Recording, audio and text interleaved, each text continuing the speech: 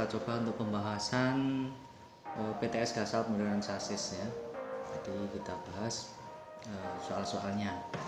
Nah, untuk soal yang pertama itu ada soal pada rem mekanik jika pedal rem diinjak dan tidak kembali ke posisi semula, diagnosanya kira-kira apa kerusakannya, kan seperti itu. Jadi pedal rem ketika diinjak itu terasa gimana, tidak bisa kembali ke posisi semula. Tentunya ini ada hubungannya dengan pegas. Kalau kembali ke titik semula berarti untuk ada kemungkinan yang jawabannya adalah pegas pengembali patah.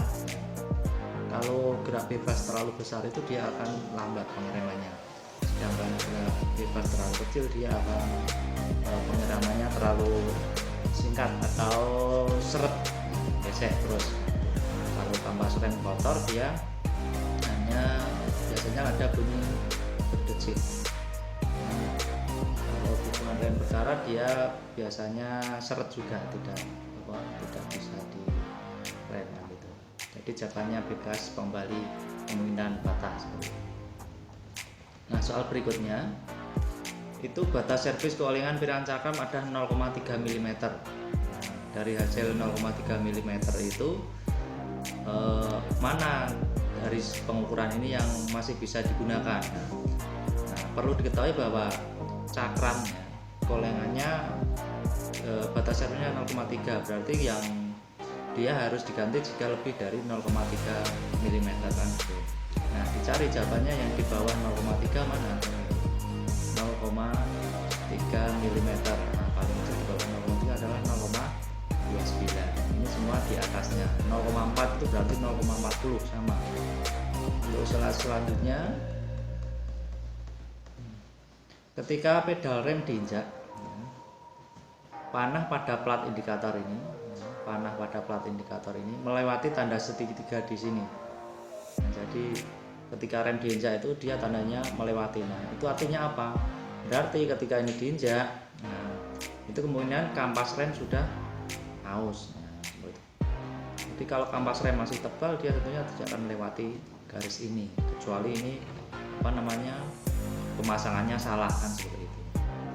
Kalau gerak bebas pedal rem terlalu besar atau terlalu kecil dia tidak berpengaruh, asalkan pemasangannya ini tepat seperti itu. Jadi jawabannya adalah kampas rem sudah aus, karena ini bisa juga digunakan sebagai indikator keausan kampas rem.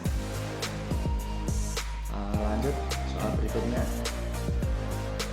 Nah, ini ada gambar bagian rem tromol yang perlu dilumasi dengan gemuk. Nah, bagian rem tromol yang dilumasi gemuk adalah ini ya, bagian sini dan bagian ini. Jadi pinnya ini dan hubungannya ini. Nah, tentu pelumasannya tidak boleh terlalu banyak ya. Hubungan ini kan agar tidak seret, nanti kan dia mutar, ada hubungannya dengan tuas rem nanti, kan seperti itu. Nah, jadi di sini jawabannya hubungan. Hubungan itu ini. Ya, ini ada tulisannya hubungan. Kalau sepatu rem dilumasi nanti remnya akan blong ya. Jadi jangan. Dari trompol juga jangan, apalagi mas rem. Kalau mau penyetel tidak usah dilumasi seperti itu. Jadi jawabannya adalah hubungan. Lanjut. Nah, ini ada hasil pengukuran gerak bebas tuas rem. Nah, gerak bebas 2 ini yang memerlukan penyetelan yang mana? Berarti gerak bebas yang memerlukan penyetelan adalah di luar speknya adalah antara 10 sampai 20 mm. Ya, spesifikasi berarti dicari mana jawaban yang di luar spesifikasi ini. 10 sampai 20 mm. Nah, yang di luar spek ini adalah 9 mm.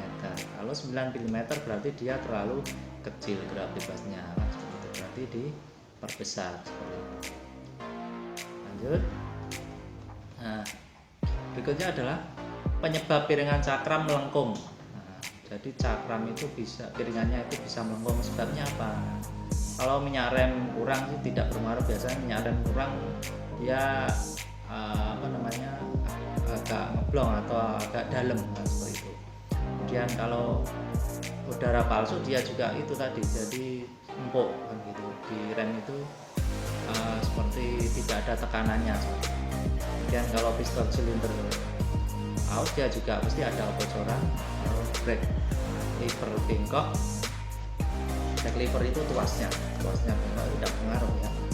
Kalau floating kaliper macet, nah floating, kalau rem cakram itu kan tipenya tipe floating, jadi kalau macet sebelah berarti yang gerak dia hanya pistonnya, jadi yang mendorong itu bagian sebelah kiri. Jadi misalkan ini seharusnya kan jalan gini kampas itu bareng-bareng. Nah, ketika salah satu macet tentunya yang gerak hanya sebelah yang ada pistonnya saja, jadi dia akan mendorong sehingga yang ini yang bagian kampas bagian floating diam, berarti piringan itu akan kedorong ke satu sisi sehingga dia akan bisa menyebabkan bengkok. Jadi ini jawabannya adalah floating kaliper macet.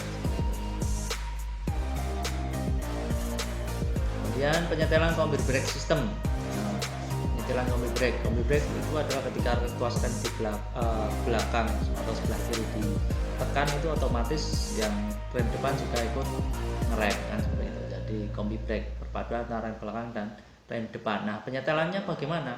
Penyetelannya adalah ketika tuas rem ditekan atau rem parkirnya, handremnya, rem parkir itu ditekan, itu harusnya roda belakang mengunci ketika rem parkir, tetapi roda depan tidak mengunci. Jadi rem parkir itu ketika tekan kemudian dikunci ya, dilepas itu dia akan mengunci tuas remnya. Nah, kemudian roda belakang itu harus tidak bisa diputar, tetapi roda depan bisa diputar. Nah, jawabannya berarti ketika rem diaktifkan, rem parkir diaktifkan ya, roda depan belakang tidak mengunci, roda belakang terkunci, roda depan bebas. Nah, jawabannya ini berarti pada saat rem parkir diaktifkan, roda depan bebas, roda belakang terkunci. Jadi roda depan masih tetap bisa diputar, tapi roda belakang sudah rem. Kita lanjut.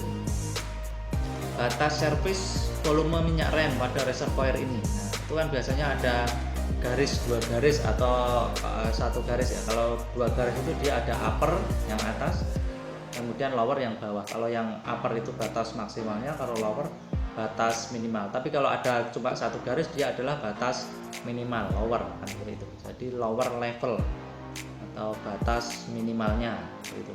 Berarti minyak rem tidak boleh di bawah low, batas low. Jadi lower level. Batas low itu lower level. Lanjutkan. Pada piston kaliper terlihat ada kebocoran minyak rem. Nah, di piston yang di bawah itu kaliper ada kebocoran minyak rem. Nah, komponen yang perlu diganti adalah apa kan gitu. Nah, untuk komponen yang mencegah terjadinya kebocoran minyak itu apa namanya adalah seal, seal karet seperti itu. Nah, ketika terjadi kebocoran, diagnosa kita pertama adalah mengganti seal karetnya seperti itu. Jadi diagnosa pertamanya adalah mengganti seal pistonnya seperti itu. Kemudian jika tuas rem ditekan terasa empuk dan roda tidak mau berhenti, diagnosa kerusakannya apa? Jadi tuas rem ketika ditekan set itu empuk seperti spon, set, berarti motor tetap jalan atau roda masih berputar terus. Nah, itu kemungkinannya adalah ada udara palsu di dalam di dalam sistem rem tersebut. Jadi adanya udara palsu atau kangenan istilahnya, masuk angin seperti itu. Jadi kalau masuk angin itu ditekan-tekan dia tidak keras, tidak akan dorong. Kemudian tentang ABS. Jadi rem dengan teknologi ABS lebih aman karena apa? Pada saat roda direm, jawabannya ya pada saat direm roda tidak boleh ya, itu nanti dia remnya tidak berfungsi. Kemudian yang pada saat direm mendadak roda mengunci dengan kuat. Roda mengunci dengan kuat berarti itu bukan anti-lock braking system, jadi langsung slip nanti. Nah, pada saat direm mendadak roda tidak berfungsi. Nah, ini maksudnya ketika rem mendadak set gitu, dia ABS akan otomatis mengurangi tekanan, kemudian menambah tekanan, mengurangi tekanan, menambah tekanan. Jadi roda itu tidak secara mendadak terkunci. Jadi istilahnya di rem itu rem lepas rem kan gitu. Jadi dengan begitu roda otomatis tidak akan terkunci. Nah, kalau roda tidak terkunci dia menjadi aman, kalau kendaraan itu akan lebih stabil seperti itu. Jadi pada saat rem mendadak roda tidak terkunci, artinya tidak langsung mengunci kan, itu ABS ya. Selanjutnya adalah salah satu cara merawat rem ABS. Salah satu yang merawat ABS adalah membersihkan sensor. Nah, ini salah satu contoh perawatan untuk rem ABS. Jadi kalau sensor terhalang, nanti dia tidak bisa membaca pulsernya, apa namanya itu, ya, lubang-lubangnya itu seperti itu. Jadi tidak bisa mengirim sinyal ke ECU-nya seperti itu. Jadi membersihkan sensor.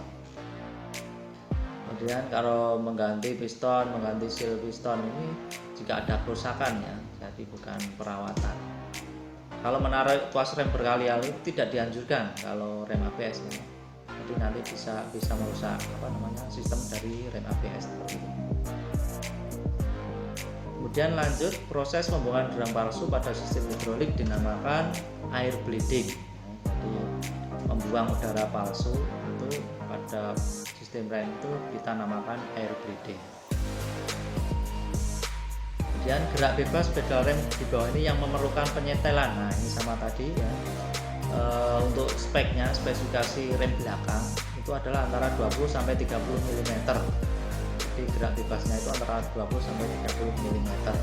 Nah, yang perlu di setel berarti adalah nilai atau ukuran yang di luar 20 sampai 30 kan, itu kita cari. Yang di bawah 20 ada nggak? Oh, nggak ada. Oh, ini ada yang di atas 30, berarti 32 banyak. Ini harus di setel karena dia terlalu besar gerak bebasnya. Kita lanjutkan.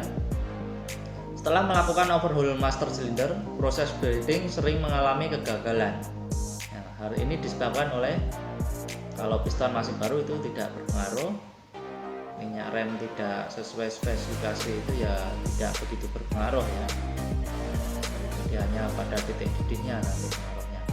Kemudian buru-buru membuka bleeder plug pada tuas rem, tuas yang masih terasa empuk. Nah, ini maksudnya ketika tuas itu kita bleeding kan dipompa dulu, itu pompa seperti itu sampai terasa keras, baru kita keluarkan kita buka bleeder plug untuk mengeluarkan gelembung udaranya. Tapi ketika Anda pompa baru beberapa kali pompa itu belum terasa keras, sudah buru-buru membuka baut bleeder plug-nya ya, kemudian keluarkan lagi. Nah, itu biasanya menyebabkan proses air bleeding akan berlangsung lama atau bahkan gagal, kesulitan, karena ketika ini belum keras, belum keras sudah dibuka, itu dia gelembung udaranya tidak mau keluar kan gitu. Jadi ketika bleeding ya itu pompa terus sampai kira-kira sampai keras baru kita keluarkan seperti itu. Jadi jangan terburu-buru untuk membuka bleeder plug-nya. Kita lanjutkan ya. Batas servis ketebalan piringan cakram adalah 3,5 mm. Jadi ketebalan piringan dis cakram ini batasnya adalah 3,5 mm. Nah, hasil pengukuran cakram yang perlu diganti itu yang mana? Berarti cakram itu ketebalan itu berarti yang di bawah 3,5 mm yang harus diganti. Kita cari yang di bawah 3,5 mm. 3,5 mm itu sama dengan 3,50 mm ya. Jadi ini kita cari yang di bawahnya berarti 3,45 mm. Ingat jangan sampai keliru, 3,5 sama dengan 3,50 kan, seperti itu. Kita lanjutkan. Spesifikasi diameter luar piston master silinder adalah 10,957 sampai 10,984 mm diameter luar piston. Batas servis adalah 10,945 mm. Ya, batasnya ini. Kemudian piston yang perlu diganti adalah batasnya ini. Spek standarnya itu 10,957 sampai 10,984. Ya, ini standarnya. Tetapi ketika ada batas servis itu ini 10,945. Nah, diameter luar piston master cylinder, nah, seperti itu 10,945. Berarti piston yang perlu diganti adalah piston yang perlu ya di bawahnya ini, di bawahnya batas servis ya. Kalau masih di bawahnya ini 10,954 masih masih bisa digunakan ya. Nah, di sini karena ada keterangan batasnya itu 10,945. Jadi yang di bawah 10,945 ini harus diganti. Yang mana dicari 10,945, di bawahnya 46, di atasnya 48, di atasnya 950, di atasnya yang paling kecil adalah ini yang di bawah 10,945 mm. Lanjut, jika tuas rem ditekan terasa keras, jadi rem tuasnya keras gitu. Nah, tapi roda kok tidak mau berhenti. Nah, seperti itu. Diagnosa kerusakannya apa kan gitu. Kalau ada udara palsu tadi terasa empuk ya di rem. Kemudian kampas rem sudah habis, biasanya tetap ada tekanan ya. Jadi walaupun sedikit dia tetap ada tekanan, tidak fluktuasi. Kemudian piston kaliper macet. Nah, kalau macet ini dia sama sekali ketika ini keras di rem keras banget, tapi roda masih tetap berputar lancar karena pistonnya tidak mau bergerak. Tapi kalau bedanya dengan kampas rem habis kan, kampas rem habis masih ada plat besi itu, jadi dia tetap menggesek ke piringan cakramnya, jadi ada pengaruh berkurangnya putaran roda. Tapi kalau piston rem macet, pistonnya macet, berarti piston kaliper macet, dia tidak bergerak, tidak akan mendorong kampasnya. Jadi walaupun ini tuas rem sudah ditekan kencang-kencangnya, dia tidak akan ngerem. Jadi jawabannya adalah piston kaliper macet gitu. Nah, lanjutnya adalah jika bracket dan kaliper macet. Ini namanya bracket, kemudian ini kaliper. Macet dan susah dilepaskan, maka cara melepaskan bagaimana? Biasanya ini macet karena ada karat di sini. Nah, harusnya antara bracket dan kaliper ini dia floating, bisa gerak maju mundur. Nah, kalau macet, cara mengeluarkannya gimana? Yang pertama dipukul dengan palu yang keras. Wah, ini nanti bisa pecah ya. Jadi tidak digerinda berarti motong, rusak itu. Kemudian ini ada optionnya, selanjutnya adalah dipanaskan, biasanya dipanaskan dengan las asetilin, kemudian ditarik menggunakan tang. Jadi bagian kaliper itu dipanaskan tidak langsung gini terus ya, tapi dipanasi gitu ya, merata. Ketika sudah tidak sampai membara ya, jangan sampai membara ya. Tidak sampai membara, biasanya dia akan merenggang. Kemudian tarik aja itu kalau bracketnya ditarik pakai tang, biasanya itu sudah bisa atau kalau tidak ada sedikit dengan dipukul sedikit kan, tapi jangan dengan keras ya. Jadi dipanaskan dengan las asetilin. Kemudian selanjutnya sepeda motor Honda yang menggunakan teknologi kombi brake system. Verza jalan sport itu tidak ada yang pakai CBS, Sonic juga nggak pakai Repsol. Nah, Vario ini sudah ada kode CBS, itu artinya adalah kombi brake system, singkatan dari kombi brake system. Nah, ini jawabannya Vario CBS. Nah, seperti itu. Ya, lanjutkan. Sepeda motor Honda yang dilengkapi dengan teknologi ABS, anti-lock braking system, itu adalah sepeda motor. Di sini ada CB150. CB150 itu belum pakai ABS, yang sudah ABS itu CBR ya. Nah, ingat jangan sampai keliru. Dan Versa tidak pakai, Sonic juga tidak pakai, Vario 150 tidak, PCX. Nah, PCX ini ada yang memakai ABS, PCX ABS. Nah, kita jawab yang PCX. Kemudian selanjutnya, kinerja sistem ABS ya, dapat terganggu jika lubang pada pulse ring tertutup. Pulse ring tertutup kotoran. Maka cara mengatasinya adalah mengganti pulse ring ya, nanti sedikit-sedikit ganti ya rugi ya. Jadi cukup dibersihkan pulsenya, membersihkan pulse ring. Jadi ini perawatan rutinnya adalah dibersihkan, nanti biar sensor bisa membaca. Biasanya yang kotor itu lubang-lubangnya tertutup. Jangan sampai lubang-lubangnya tertutup oleh kotoran. Kita lanjutnya, pemeriksaan yang dilakukan pada gambar di bawah ini adalah, ini ada gambar tromol ya, kemudian ini ada tanda ukuran. Nah, ini pengukuran diameter dalam ya. Jadi tromol itu yang diukur diameter dalam. Kalau diameternya semakin lebar berarti dia sudah out. Ini sampai batasnya berapa kan gitu, spesifikasinya batas service. Nah, selanjutnya adalah minyak rem yang digunakan pada sepeda motor menggunakan dot. Nah, kalau sepeda motor biasanya menggunakan dot 3 atau dot 4. Nah, diingat, dot itu adalah dia yang membedakan adalah titik didihnya. Nah, semakin besar DOT-nya itu dia titik didihnya semakin tinggi. Jadi kalau sepeda motor dia pakainya dot 3 atau dot 4. Nah, di sini sudah ada ini tulisannya dot 4 seperti itu ya. Kalau kalian jeli bisa dilihat di situ. Kita lanjutkan.